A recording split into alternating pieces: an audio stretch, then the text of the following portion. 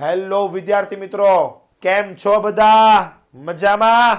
સ્વાગત છે તમારું જ્ઞાન વિદ્યાપીઠ એજ્યુકેશન ચેનલની અંદર અને હું છું વિજ્ઞાન વિષયનો સર જે દૂર કરશે તમારો વિજ્ઞાનનો ડર.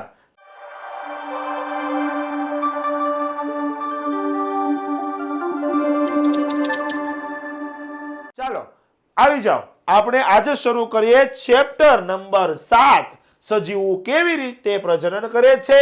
આ ચેપ્ટરનો મોસ્ટ આઈએમપી 3 માર્કની અંદર પૂછાય એવો, બોર્ડની પરીક્ષામાં પૂછાય એવો 3 માર્કનો મોસ્ટ આઈએમપી સવાલ, મેલ રિપ્રોડક્ટિવ સિસ્ટમ યાની કે પુરુષનું પ્રજનન તંત્ર.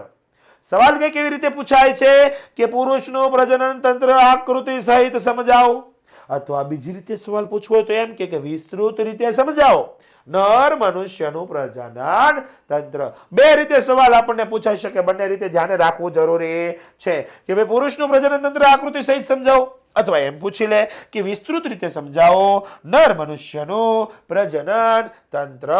ઓકે, ચાલો શરૂ કરીએ આપણે આજનો સવાલ કે શું કીધું છે કે સજીવો કેવી રીતે પ્રજનન કરે છે એ ચેપ્ટરની અંદર નર પ્રજનન તંત્ર. આ આપણે સર્વપ્રથમ આકૃતિથી શરૂઆત કરીશું. ઓકે, શાનાથી શરૂઆત કરવાની છે મિત્રો? સૌથી પહેલા આપણે આકૃતિથી શરૂઆત કરવાની છે. ઓકે, આ આકૃતિ દોરેલી છે, આપણે કરી લઈએ આકૃતિનું નામ નિર્દેશન. તમે જોઈને અહીંયાથી આકૃતિ બનાવી શકો છો. કેવી રીતે બનાવેલું છે તમને તમારી સામે આકૃતિ છે. ઓકે, ચાલો સૌથી પહેલા તો આ બાબત શું છે? આ છે મૂત્રાશય.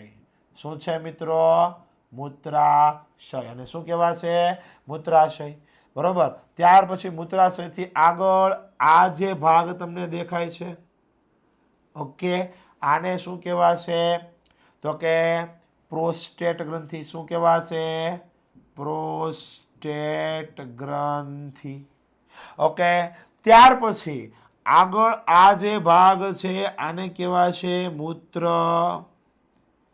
જનન માર્ગ. શું કહેવાય એને? મૂત્ર જનન માર્ગ.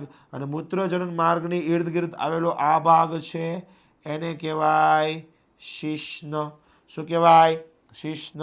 અને આ ભાગ જે છે એને કહેવાય મૂત્રદ્વાર. શું કહેવાય? મૂત્રદ્વાર. ઓકે, ચલો હવે ત્યાર પછી આ બાજુ આવીએ. આ જે બંને વસ્તુ દર્શાવેલી છે, બરોબર, ઝાડવા જેવી દેખાય છે, એને કહેવાય શુક્રાશય. શું કહેવાય મિત્રો? એને શુક્રાશય. ઓકે, ચાલો ત્યાર પછી આ જે નલિકા જેવી રચના તમને દેખાય છે એને કહેવાશે શુક્રવાહિની. શુક્રવાહિની. ઓકે, ત્યાર પછી આ ભાગ છે એને કહેવાય શુક્રપિંડ. શું કહેવાય એને? શુક્રપિંડ. અને આ શુક્રપિંડની ફરતે જે કોથળી જેવી રચના છે એને કહેવાય વૃષણ કોથળી. શું કહેવાય એને? વૃષણ કોથળી. બરોબર. તો આ અગત્યના બધા નામ નિર્દેશન થઈ ગયા, જે નામ નિર્દેશન આપણને આવડવા એકદમ અનિવાર્ય છે, જરૂરી છે. ઓકે, ચાલો ફરીથી એક વખત હાઇલાઇટ કરી દઈએ. સૌથી પહેલા આપણે આ બાજુથી આમ શરૂ કરીએ. ઓકે, સૌથી પહેલા આપણે લખ્યું વૃષણ કોથળી, ત્યાર પછી શુક્રપિંડ, બરોબર, ત્યાર પછી આવડો આ ભાગ છે એને કહેવાય શુક્રાશય, ત્યાર પછી આ જે લાંબી નલિકા અહીંયાથી પસાર થાય છે જે શુક્રપિંડને જોડે છે એને કહેવાય શુક્રવાહિની, બરોબર, ત્યાર પછી શુક્રવાહિનીની ઉપરથી જે છે આવડા મોટી કોથળી જેવી રચના એને કહેવાય મૂત્રાશય. મૂત્રાશય અને શુક્રવાહિની જે જગ્યા ભેગા થાય છે એ ભાગને કહેવાય પ્રોસ્ટેટ ગ્રંથિ. પ્રોસ્ટેટ ગ્રંથિથી આગળ જતો ભાગ છે મૂત્રજનન માર્ગ છે કે જે મૂત્રાશય મૂત્રાશય અને મૂત્રાશયમાંથી આવતા મૂત્ર અને આ શુક્રપિંડમાંથી આવતા શુક્રકોશના વહન માટેનો સામાન્ય માર્ગ ગણાશે. આગળ આવશે એટલે તમને ફરીથી જણાવીશ. એની સિવાય મૂત્રજનન માર્ગની ઇર્દ ગિર્દ આવેલો સ્નાયુમય રચના છે એને કહેવાય શિશ્ન. અને છેલ્લે આવશે મૂત્રદ્વાર. જો ભાઈ ઘણા બધાને છે ને મૂત્રદ્વારની જગ્યાએ મિસ્ટેક થઈ જાય છે, મૂત્રદ્વારની જગ્યાએ મળદ્વાર લખી નાખે છે, અને ઓલા ઉત્સર્જન તંત્રની અંદર મળદ્વારની જગ્યાએ મૂત્રદ્વાર લખે છે. બરોબર, પાચન તંત્રની અંદર મળદ્વારની જગ્યાએ મૂત્રદ્વાર લખે છે, ઉત્સર્જનમાં મૂત્રદ્વારની જગ્યાએ મળદ્વાર લખે. એટલે લોચા ન થાય એનું ખાસ ધ્યાન રાખજો. બરોબર, આઈનું અહીંયા ફિટ થઈ જશે તો કેવરાવશે. ઓકે, ચલો આગળ આપણે જોઈએ કે ભાઈ પુરુષનું જે પ્રજનન તંત્ર છે, બરોબર મિત્રો, આ પ્રજનન તંત્રને મુખ્યત્વે બે ભાગમાં ડિવાઈડ કરેલું છે. કેટલા ભાગમાં ડિવાઈડ કરેલું છે? બે ભાગમાં વહેંચેલું છે. એક છે શુક્રકોષનું ઉત્પાદન કરતું અંગ. એક એવું અંગ કે શુક્રકોષનું ઉત્પાદન કરે, બરોબર ને? શુક્રકોષનું ઉત્પાદન કરતું અંગ એટલે કયું? તો કે શુક્રપિંડ પોતે. કોણ? શુક્રપિંડ પોતે. તો અહીંયા જે ગ્રીન કલરનું માર્કિંગ કરેલું છે એ છે શુક્રકોષનું ઉત્પાદન કરતું અંગ. અને બીજું શું છે? તો કે શુક્રકોષો જે છે એ શુક્રકોષોને ફલન સ્થાન સુધી પહોંચાડવા માટે જે અંગો કાર્યરત હોય છે એ. હવે શુક્રકોષ અહીંયાથી ઉત્પન્ન થશે એટલે અહીંયા જો યલો ભાગ તમને દેખાતો હશે આકૃતિની અંદર, ડાર્કિશ કરેલો યલો ભાગ, પીળા કલરનો ભાગ. આ છે શું છે? શુક્ર વાહિની. શું છે મિત્રો? આ શુક્ર વાહિની છે, બરોબર. શુક્ર વાહિની મારફતે આગળ વધે છે. આગળ વધતા વધતા ક્યાં આવશે? તો કે પ્રોસ્ટેટ ગ્રંથિની અંદર આવશે. અને પ્રોસ્ટેટ ગ્રંથિ મારફતે પ્રોસ્ટેટ ગ્રંથિને ક્રોસ કરીને આગળ વધશે અને શિશ્નની અંદર દાખલ થશે. શિશ્નની વચ્ચોવચ થઈ અને સીધું બહાર તરફ જે છે એ શુક્રકોષ નીકળી જશે. ઓકે, તો કોણ કોણ આવ્યું શુક્રકોષના ફલન સુધી પહોંચાડનારા અંગોમાં? પહેલું આવ્યું શુક્ર વાહિની, પછી આવ્યું પ્રોસ્ટેટ ગ્રંથિ, બરોબર. અને પ્રોસ્ટેટ ગ્રંથિ પછી આગળ આવતા શિશ્ન. ઓકે, તો આ ત્રણ મુખ્ય અંગ છે કે જે શુક્રકોષને ફલન સ્થાન સુધી પહોંચાડવામાં હેલ્પ કરવાના છે. ઓકે, તો ચાલુ કરીએ આપણો ક્વેશ્ચન કે શુક્રકોષનું ઉત્પાદન કરતું અંગ કોણ? તો કે શુક્રપિંડ. કોણ છે મિત્રો? શુક્રપિંડ. ક્યાં આવેલો છે? તો કે ઉદર ગુહાની બહાર. કઈ જગ્યા આવેલો છે? ઉદર ગુહાની બહાર. ઉદર ગુહા, ઉદર માને પેટ, બરોબર. પેટની બહારની તરફ આવેલું હોય છે, બરોબર. કઈ બાજુ? પેટની બહારની તરફ. અને એ પણ વૃષણ કોથળીની અંદર આવેલું હોય. અને શુક્રપિંડ આપણા શરીરની અંદર એક જોડ આવેલા હોય. કેટલા આવેલા હોય મિત્રો? એક જોડ. આનું કામ શું છે શુક્રપિંડનું? તો કે શુક્રકોષોના નિર્માણ માટે. હવે સવાલ એવો થાય કે ઉદર ગુહાની બહાર જ કેમ આવેલો છે, ઉદર ગુહામાં અંદર કેમ નહીં? સામાન્ય રીતે આવો સવાલ થવો જોઈએ કે ભાઈ આપણે કીધું શુક્રપિંડ ઉદર ગુહાની બહાર વૃષણ કોથળીની અંદર આવેલા છે, તો કેમ? વાય એસા ક્યું? એને બહાર હું લેવા રાખેલું છે? એનું કારણ છે કે શુક્રકોષનું નિર્માણ કરવું ને બેટા, તો શુક્રકોષના નિર્માણ માટે શરીરનું સામાન્ય તાપમાન જે છે, બરોબર, એના કરતા 2 થી 3 ડિગ્રી જેટલું નીચું તાપમાન જરૂરી છે. કેટલું? 2 થી 3 ડિગ્રી જેટલું નીચું. માનો કે શરીરનું તાપમાન 37 ડિગ્રી સેલ્સિયસ હોય તો 3 ડિગ્રી સેલ્સિયસ જેટલું નીચું અથવા 2 ડિગ્રી સેલ્સિયસ જેટલું નીચું. યાની કે બહારનું તાપમાન એની માટે શુક્રકોષના ઉત્પાદન માટે 35 ડિગ્રી સેલ્સિયસ તાપમાન હોય, બરોબર, તો જ વ્યવસ્થિત અને સારા એવા શુક્રકોષોનું ઉત્પાદન થઈ શકે છે. એટલા માટે, બરોબર, શરીરની બહાર, શરીરની અંદર હોય તો 37 ડિગ્રી સેલ્સિયસ છે તો શુક્રકોષ ઉત્પાદિત વ્યવસ્થિત થઈ શકે નહીં. જો સારી માત્રામાં સારી રીતથી એમ કહેવાય કે શુક્રકોષનું ઉત્પાદન કરવું હોય તો 2 થી 3 ડિગ્રી જેટલું નીચું તાપમાન જરૂરી છે. એટલા માટે એને ઉદર ગુહાની ક્યાં રાખવામાં આવે છે? બહાર, વૃષણ કોથળીની અંદર રાખવામાં આવે છે. આ સિવાય મિત્રો ચાલો હવે જે કોઈ પણ વિદ્યાર્થી મિત્રો હજી સુધી ચેનલને સબસ્ક્રાઇબ નથી કરી મિત્રો, એ ફરીથી કહી દઉં છું કે સબસ્ક્રાઇબ કરી દો. લાલ બટન એ આખું નથી, લાલ બટન દબાઈ દો. હા, એકવાર લાલ બટન દબાઈ દીધું હોય તો ફરી વખત દબાવતા ન કરો, સબસ્ક્રાઇબ થઈ જશે, બરોબર. બેલ આઇકન છે એને દબાવી દઈશું એટલે નોટિફિકેશન તમારા સુધી અમારે સૌથી પહેલા પહોંચી રહે, બરોબર. અને આની સિવાય જો નોટિફિકેશન મેળવવું ફોન પર તો આ આપણો વોટ્સઅપ નંબર છે કંપનીનો, બરોબર. એટલે જ્ઞાન વિદ્યાપીઠનો વોટ્સઅપ નંબર છે 9313205020. આ નંબર ઉપર તમારું નામ, શાળાનું નામ, કયા વિસ્તારમાં છો એ અને ધોરણ લખીને વોટ્સએપ કરશો એટલે તમને એક સામે લિંકો જોવા મળશે, બરોબર. એક મેસેજ રિપ્લાયમાં આવશે.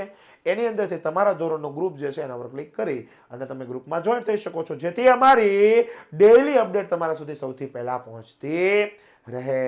ઓકે, તો આટલી બધી સુવિધાઓ તમને આપીએ છીએ તો તમે એનો ફાયદો ઉઠાવો બરોબર. આ સિવાય આપણી ચેનલ જે છે ઇન્સ્ટાગ્રામ ઉપર પણ છે, તો ઇન્સ્ટાગ્રામની અંદર પણ તમે અમને ફોલો કરી શકો છો, જેથી અમારી લાઈવ અપડેટ્સ ત્યાં પણ તમને મળી રહેશે, ત્યાંથી પણ તમને મળી રહેશે. ઓકે, ચાલો, વિડીયો પસંદ પડ્યો હોય તો મિત્રો લાઈક કરી દો. તમને કોઈ ડાઉટ્સ હોય તો તમે ફટાફટ કમેન્ટ કરી શકો છો. આ કમેન્ટના તમને રિપ્લાય પણ આપવામાં આવશે, અવશ્ય રિપ્લાય આપવામાં આવશે. ઓકે, તો દરેક વિદ્યાર્થી મિત્રોને ફરી એક વખત કહી દઉં કે સબસ્ક્રાઇબ કરી લો આ ચેનલને. ઓકે, શુક્રપિંડમાં શુક્રકોષોનું ઉત્પાદન થાય. ક્યાં થાય? શુક્રપિંડમાં. ઓકે, શુક્રપિંડમાં આપણે કીધું એમ શુક્રકોષોનું ઉત્પાદન થાય. શુક્રપિંડ છે એ નર જાતીય અંતસ્રાવ. નર જાતીય અંતસ્રાવ કોણ? તો કે ટેસ્ટોસ્ટેરોન પોતે. આનો શું કરે બેટા? એ સ્ત્રાવ કરે છે. અને છોકરાઓમાં ટેસ્ટોસ્ટેરોન શુક્રકોષના ઉત્પાદનનું નિયંત્રણ, અને છોકરાઓમાં યુવા અવસ્થાના લક્ષણો. યુવા અવસ્થાના લક્ષણો એટલે કયા લક્ષણો થાય ભાઈ? તો કે ગૌણ જાતીય લક્ષણો. કેવા? ગૌણ જાતીય લક્ષણો. આના ઉપર પણ નિયંત્રણ કરવાનું કામ ટેસ્ટોસ્ટેરોન કરે છે. યુવા અવસ્થાના લક્ષણો અર્થાત ગૌણ જાતીય લક્ષણો, આ લક્ષણોનો ઉપર નિયંત્રણનું કામ કોણ કરશે ભાઈ? ટેસ્ટોસ્ટેરોન. કોણ કરશે? ટેસ્ટોસ્ટેરોન. આ હતું શુક્રકોષનું ઉત્પાદન કરનારા અંગ વિશેની માહિતી. ત્યાર પછી હવે જોઈએ આ શુક્રકોષનું વહન કરાવવાનું છે. ક્યાં સુધી? ફલન સ્થાન સુધી. ત્યાં સુધી કે જ્યાં અંડકોષ હોય ત્યાં સુધી શુક્રકોષને પહોંચાડવા પડે. બરોબર. એને કઈ એમ ન કહો કાલે 150 પાટીકી લઈને ઠેઠ વયો જાય છે, એ હાલે નહીં. ફલન સ્થાન સુધી પહોંચાડવાની જવાબદારી છે. એને પહોંચાડવા માટે જે અંગોની જરૂરિયાત પડશે એ અંગોમાં સૌથી પહેલી કોણ છે? તો કે શુક્રવાહિની. આ શુક્રવાહિની છે ને શુક્રપિંડમાં ઉત્પન્ન થતા, આ શુક્રપિંડ છે ને એની અંદર ઉત્પન્ન થતા શુક્રકોષનું શુક્રવાહિની દ્વારા સ્થળાંતર કરવામાં આવે, અહીંયાથી આગળ વધે છે. અને શુક્રવાહિની મૂત્રાશયમાંથી આવતી નલિકા, આ મૂત્રાશયમાંથી જે આ નલિકા આવે છે ને એ નલિકાની સાથે જોડાઈ જાય છે. અને નલિકાની સાથે જોડાઈને શું બનાવે? તો કે મૂત્રજનન માર્ગ બનાવે. શું બનાવે? મૂત્રજનન માર્ગ. મૂત્રજનન માર્ગ છે ને એ મૂત્રાશયમાંથી આવતું મૂત્ર અને શુક્રકોષો, શુક્રપિંડમાંથી ઉત્પન્ન થતા શુક્રકોષો, આના વહનનો કેવો માર્ગ ગણાય? સામાન્ય માર્ગ. સામાન્ય માર્ગ મતલબ કોમન માર્ગ, કે બંનેને આ મૂત્ર માર્ગ દ્વારા જ આગળ વધવું પડશે. એની માટે એની પાસે બીજો કોઈ ઓપ્શન નથી. આપણે નામ લખી દઈએ કે ભાઈ આ છે એને શું કહેવાય? મૂત્ર માર્ગ. જેના વિશે આપણે ચર્ચા કરી રહ્યા છીએ, વાત કરી રહ્યા છીએ એ બરોબર, કે જે મૂત્રાશયમાંથી આવતી આ નલિકા અને શુક્ર વાહિની બરોબર આ બંને આગળ વધે ત્યારે મૂત્રજનન માર્ગમાં રૂપાંતરિત થાય છે. ચલો, આ સિવાય ત્રીજું કોણ હેલ્પફુલ થાય? તો કે સહાયક ગ્રંથિ. સહાયક ગ્રંથિ શું કામ કરે? તો કે જોજો, શુક્રવાહિનીના માર્ગની અંદર શુક્રાશય અને પ્રોસ્ટેટ ગ્રંથિ, આ બે ગ્રંથિ આવેલી હોય અને આ બે ગ્રંથિના પોતાના સ્ત્રાવ જે છે એ આ નલિકાની અંદર ઠલવાય છે. શુક્રકોષો પ્રવાહી માધ્યમની અંદર લાવવા માટે આ બંનેના સ્ત્રાવ એમાં ભળવા જરૂરી છે. અહીંયાથી જે શુક્રકોષ ઉત્પન્ન થશે થોડો ઘન સ્વરૂપમાં હશે. કેવો હશે? ઘન સ્વરૂપમાં હશે. બરોબર. હવે અહીંયા આ જે ભાગ તમને દેખાય છે ગ્રીન કલરનો ભાગ, જે હું ડાર્ક કરું છું, આ ભાગની અંદર આ બંને ગ્રંથિના સ્ત્રાવ આવશે અને શુક્રકોષ આવશે. એ જ્યાં શુક્રકોષ અને સ્ત્રાવ બંને મિક્સ થઈ અને પ્રવાહી માધ્યમ સ્વરૂપમાં આવે છે, જે સફેદ અને ઘટ્ટ તથા ચીકણું પ્રવાહી હોય. કેવું હોય? સફેદ, ઘટ્ટ અને ચીકણું પ્રવાહી હોય છે, જેને આપણે વીર્યના નામથી ઓળખીએ છીએ. શુંના નામથી ઓળખીએ છીએ? વીર્ય. બરોબર. એ હું કામ એવું થાય છે? બરોબર. પ્રવાહી માધ્યમમાં લાવવા શા માટે જરૂરી છે? તો કે આ સ્ત્રાવને કારણે શુક્રકોષોનું સરળતાથી શું થઈ શકે? સ્થળાંતરણ થઈ શકે. બરોબર. આ સ્ત્રાવ જે છે એ શુક્રકોષોના હલનચલન માટે અને એને જરૂરી પોષણ પૂરા પાડવા માટે ખાસ જરૂરી છે. આ બંને સ્ત્રાવ છે એ શુક્રકોષના હલનચલન માટે એટલે એની ગતિ કરવા માટે અને બીજું શેને માટે? તો કે એને જરૂરી પોષણ પૂરા પાડવા માટે ખાસ જરૂરી છે. હલનચલન કરવા માટે એને પોષણ તો જોઈશે ને. એ પોષણ એને આ પ્રોસ્ટેટ ગ્રંથિ અને શુક્રાશયના સ્ત્રાવમાંથી મળી રહેશે. ઓકે, એક વખત ગર્ભાશયની અંદર દાખલ થાય, યોની માર્ગમાં એ મુક્ત થાય, ત્યાર પછી ગર્ભાશયમાં દાખલ થાય તો અહીંયા આગળ ટેક્સી કે રિક્ષા કે બસ તો વાટે ઊભી ન હોય, હાલો હાલો બેસી જાઓ, ફટાફટ લઈ જાઓ તમને અંડકોશ સુધી. નહીં, એને અંડકોશ સુધી જાતે પહોંચવું પડશે અને એની માટે એને હલનચલન કરવું પડે, બરોબર. અને હલનચલન કરતાની સાથે સાથે એને હલનચલન કરવા માટે એને શેની જરૂર પડે? પોષણની જરૂર પડે. પોષણ એને આ બંને સ્ત્રાવોમાંથી મળી રહે છે. ઓકે, ચલો આ હતું નર પ્રજનન તંત્ર. આઈ હોપ કે તમને બધાને સમજણ પડી હશે, બરોબર. જો કાંઈ પણ નાની મોટી ક્વેરી હોય, ડાઉટ્સ હોય તો કમેન્ટ બોક્સ તમારી માટે ઓપન છે, વન્સ એન્ડ ઓલવેઝ, બરોબર. ફટાફટ જઈને કમેન્ટ્સ કરો. ઓકે વિદ્યાર્થી મિત્રો, અને હજુ સુધી કોઈ સબસ્ક્રાઇબ ન કરી હોય ચેનલને તો પ્રેમથી સબસ્ક્રાઇબ કરી દેજો.